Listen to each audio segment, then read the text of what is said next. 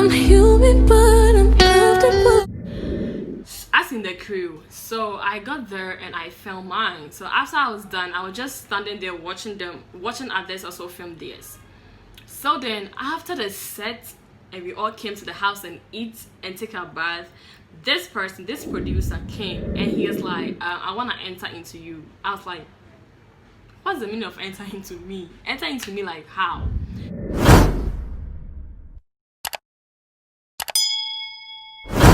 What's good, what's up, what's poppin', a sweet gang?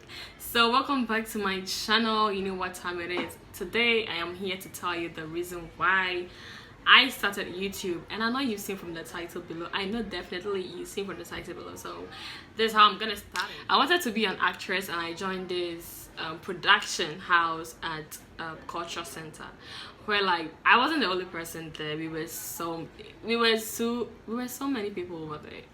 Yes, and we go to training every Sundays at 1 o'clock in the afternoon. And I was so frequent because I wanted to act so bad, and not that I didn't have the skills, but you know, even if you have the skills, like at least you have to just be guided, you know, just a little bit of guidance by somebody is like, also would you be in a good part or a good way when somebody directs you or something. So that's the main reason why I even joined the production house in the first place. So when I got there, everything was cool, everything was fine. Like I learned a lot. So as times goes on, we started to go on set, you know, we call our set. We started to go on sets where like we have different members from different production houses who join us, then we act. It wasn't even our own set, it was somebody's set. That person came to our director to tell him that he wanted us to go and act for him, like, you know, because they weren't, like, the number of people that were in that particular production wasn't enough for them to, you know, film the whole movie. So my boss agreed and we all went there. Fine, we shot and everything was okay. That was like my first time being on camera, and like, you know, like there will be a little bit of shivering and everything, you know, but it was all good. After that, we had so many sets to go, and this one particular person came in. I don't want to mention no names because I don't want any situation whereby like I'm gonna create a little bit of, I don't want to create no rumors and everything.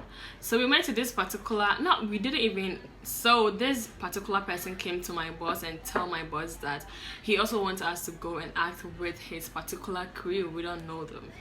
And when we were about to go, this same particular person told us that we shouldn't be so cheap for those person whom we are going to meet, for them to be, you know, having sex with us and whatever. Or if somebody tries to tell us that that person want to date us, we shouldn't agree, because this is what set is. You feel like set is all about you meeting new people, and people will come into your life where they aren't gonna add no damn impact into your life. They'll destroy. It's either they get you pregnant or they will just date and which you condemn. No, yes. So that's what this particular, I don't know whether he was the manager, producer or whatever, but the movie was his.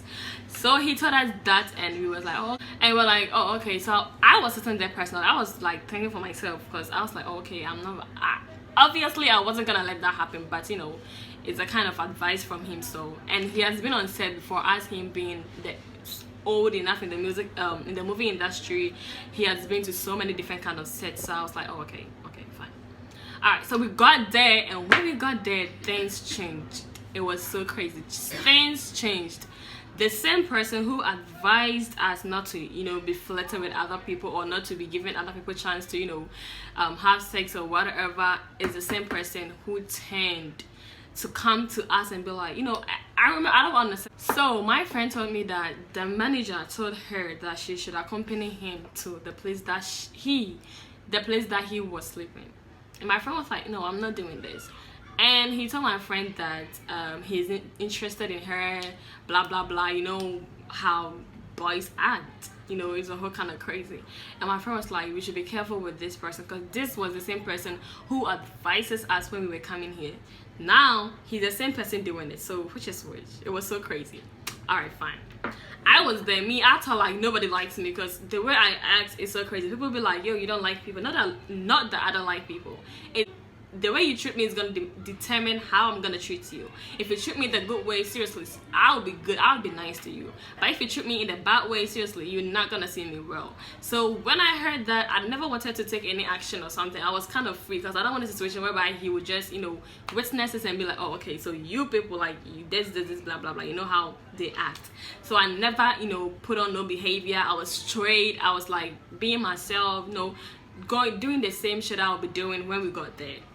So like they had a scene where like they on that set they had no how did they say, no welfare on that set. So we have to collect our own money into groups and go and buy our foodstuffs and take it there.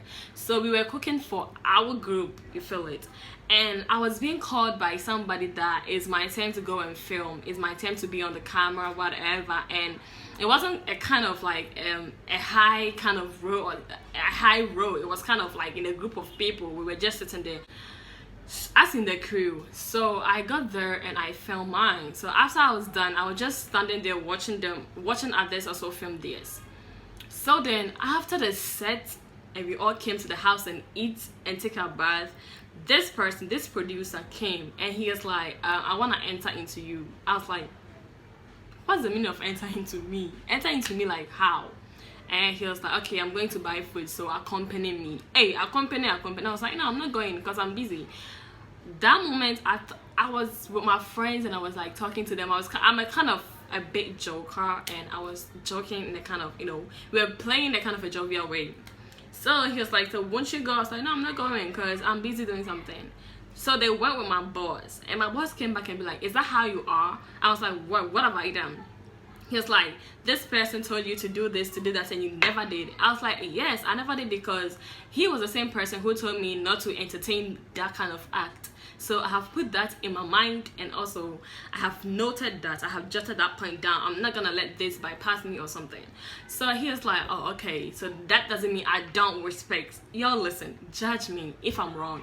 Comment in the, just drop your comments in the comment section below. Was I wrong? Because you were the same person who told us all this brouhaha thing that will be going on the set. Not knowing you will be the same person who will come and act that shit into us. So you told us not to do it doesn't mean that if you come to do it, I should allow it. No, I will not tolerate that, and my friends never tolerate that. So, like, you know, there was a bit of confusion, whatever, on the set. People started to just, you know, not talking to themselves. I don't know what the hell was happening on that set.